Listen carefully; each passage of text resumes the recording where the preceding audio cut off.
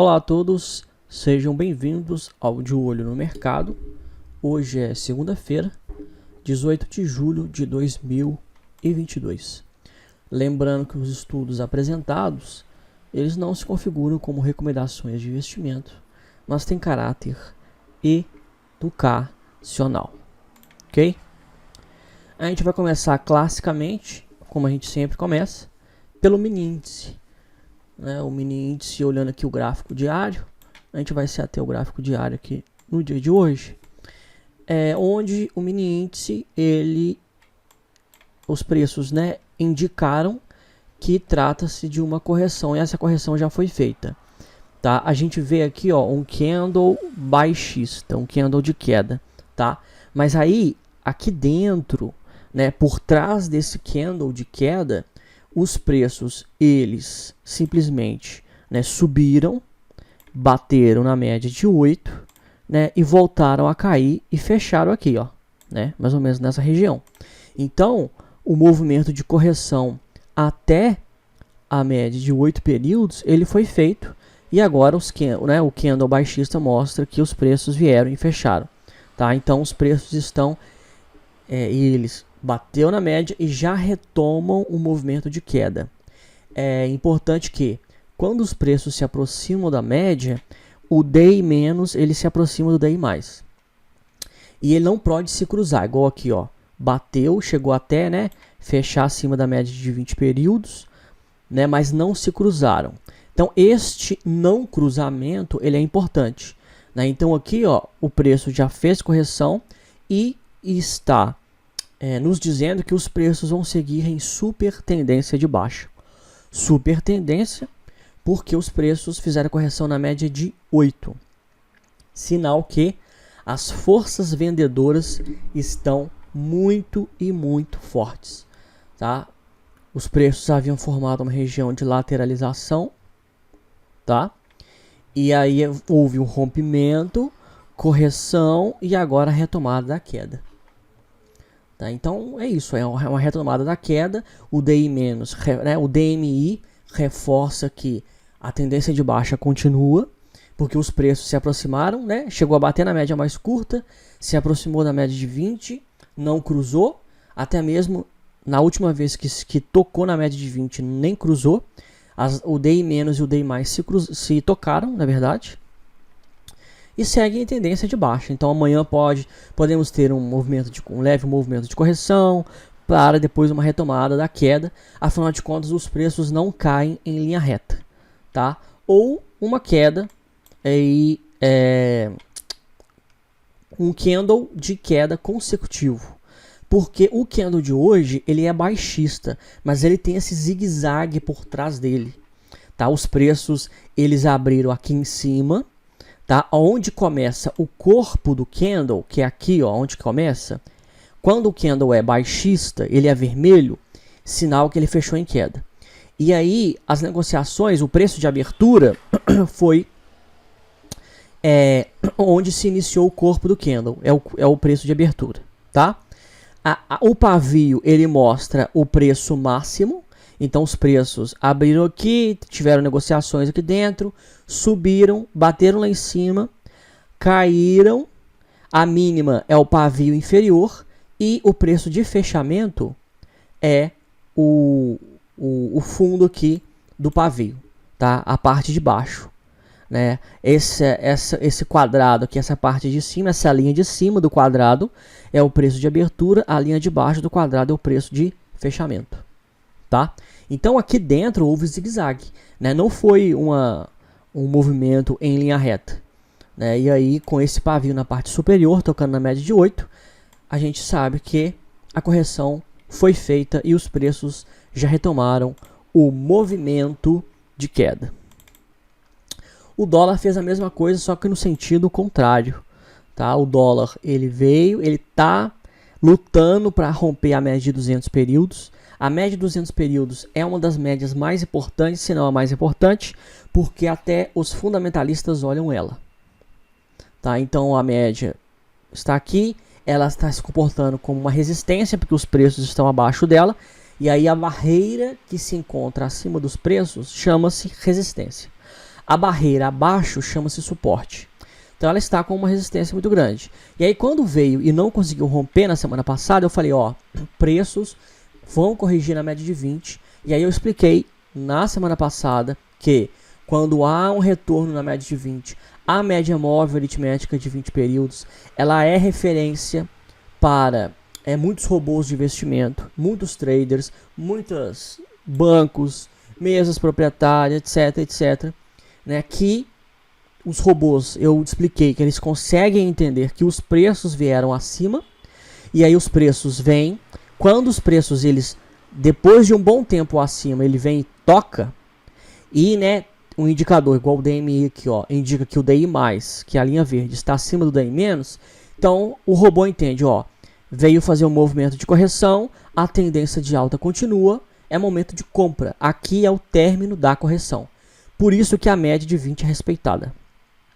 E aí a média de 20 é respeitada, ou seja, os preços não caem abaixo dela, retomam o movimento de alta, mas quando há uma resistência muito forte, eles precisam ter um novo fôlego. E aí eles fazem nova correção na média de 20, não caem abaixo dela, tem que ficar acima da média de 20, o DI+, tem que ficar acima do DI-, tá? E aí retoma a alta. E aí quando retoma a alta, né, é um sinal que está retomando a tendência de alta. Tá? Então é isso. E aí fez correção, né? Não tocou na média de 20, mas se aproximou.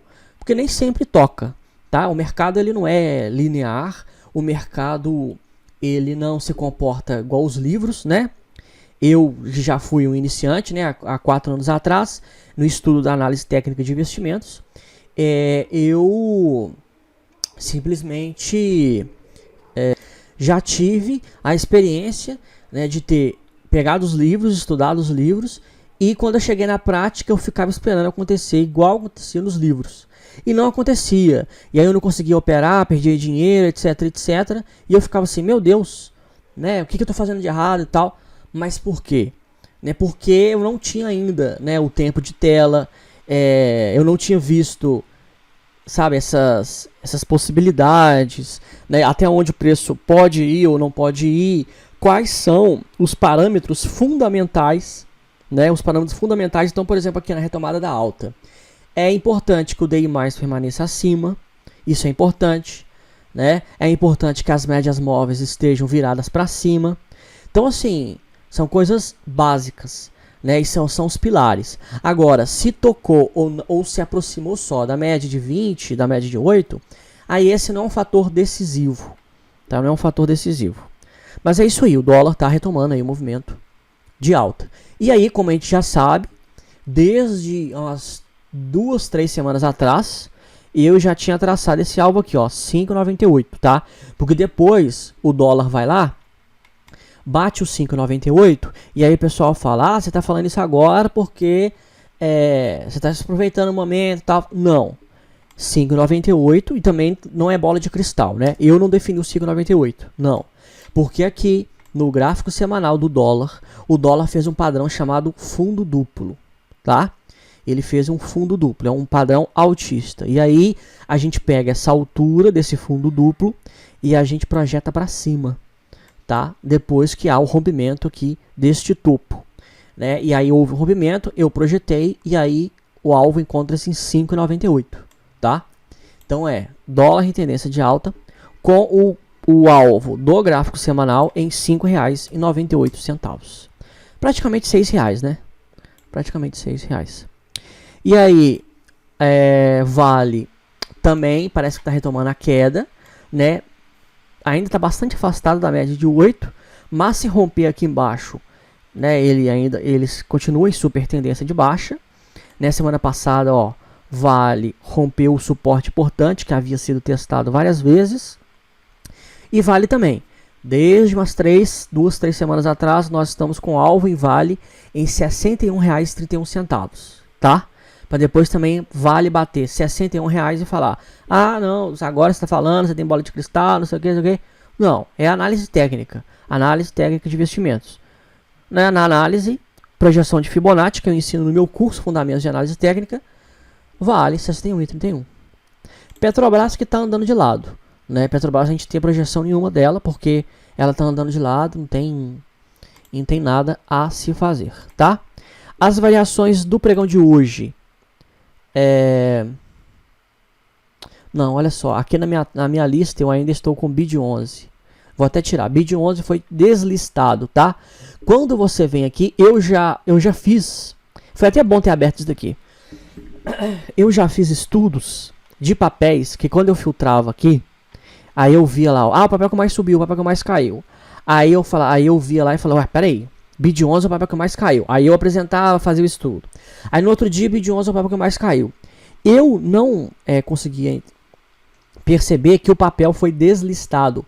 E eu tava lá fazendo estudo, e eu falava assim, gente, mas tá esquisito, esse candle aqui tá há vários dias. E aí quando você vai olhar, olha só, 13 de maio de 2022, ó. Parar o mouse aqui, ó. 13/5, 13 de maio. Foi o único dia, tá? BID 11 foi deslistado da Bolsa Brasileira, né? Parece que foi listado na Nasdaq lá nos Estados Unidos, tá? Não há mais negociação de BID 11, tá? Então ele tá aqui na minha lista aqui, aí quando eu faço um filtro aqui, ele vem, mas já deslistou, tá? Então é muito importante. Eu sempre agora olho aqui embaixo, né, para ver a última data aqui, porque senão eu estou analisando papel que já foi há muito tempo. Enjoei. Parece que também está retomando um movimento de queda, né? Mas aí tem um suporte importante aqui, porque toda vez que o preço ele faz um fundo, olha só, olha que mergulho, ó. Esse mergulho, quer ver? Se a gente pegar do topo até o fundo, foi 59%. Então assim, ele mergulhou 59%. Chegou aqui, o mercado entendeu que a 98 centavos estava barato. Aí o mercado encheu a mão. Falou, não, peraí, se a ação saiu de 2,17 foi para 98 centavos, está barato. E aí ele forma um novo fundo, tá? E aí os preços subiram. E aí esse fundo, a gente não sabe se ainda tem player esperando esse preço chegar a 98 centavos para encher o carrinho de novo, para encher a mão. Tá? Então por isso que é importante esperar o rompimento, tá? É muito importante você esperar um rompimento de um suporte importante como esse. Esse aqui é um suporte muito forte, porque ele interrompeu, na verdade não impediu, mas ele interrompeu, né, um mergulho, tá? Um mergulho do papel. Então aqui, ó, havia mergulhado também antes, de 3,12 até 1,79, mergulhou também. O mercado entendeu aqui, ó, na ocasião, em março de 2022, né, tava barato. O mercado começou a encher a mão, foi para 2,40 mais ou menos. O mercado entendeu que estava barato, que já estava caro, aliás. E aí é o seguinte, a conjuntura da empresa vai mudando, tá? Então aqui, ó, tá barato porque aqui a empresa estava com balanço, aqui a empresa estava com lucro, né? A economia estava de um jeito, o dólar estava de um jeito, né? A inflação estava de um jeito, tal. E aí passaram-se aí, ó, meio mês, metade de um mês. Chegou lá para o final de março, o mercado já precificou já Enjoei como cara. E aí vendeu. Só que você tinha que esperar romper 1,79, tá? E aí rompeu 1,79. E aí quando rompeu, né, já foi, ó, por água abaixo e só foi parar em 98 centavos. Por quê? Porque aqui, ó, em final de maio, junho, mês de junho todo, e agora o mês de julho, até o mês de junho todo, né, foi até o final de junho, né, esse 1 mês e meio foi uma outra conjuntura, né, uma outra conjuntura econômica mundial, tá? Inflação, alta dos juros, tal. E aí, de acordo com isso, o mercado vai precificando, né? E aí as casas de análise, investidoras, tal, fundos de investimento fazem o seu valuation e falam, peraí, tá caro isso aqui e tal. Fora que tem também, né, os traders que operam vendido, né? Porque eu disse isso semana passada. O movimento de alta ele é alimentado pela compra das ações. O movimento de queda ele é alimentado por dois fatores: pela venda das ações por parte de quem tinha. Então, por exemplo, quem comprou aqui, ó, a 1,7 pode ter vendido aqui a 1,15, vendeu com lucro, ou está vendendo aqui a 1,7, saindo no 0 a 0, sem ter lucro nenhum. Beleza, essa venda aqui pode ser. Assim como essa venda pode ser também quem não tem o papel e está operando vendido, fazendo venda a descoberto, tá? Se você é novo na bolsa, você tem que ler, aprender sobre o que é venda a descoberto. E aí quem faz venda descoberto está apostando na queda do papel. E aí tem um fluxo de dinheiro muito grande que vem e empurra esse preço aqui para baixo, tá? CER3 também parece que está retomando, mas também tem um suporte importante aqui. E PL3, movimento de correção. Queda grande, mas segurou na média de 20. E o DI mais e o DI menos se encontraram. Tem que ver.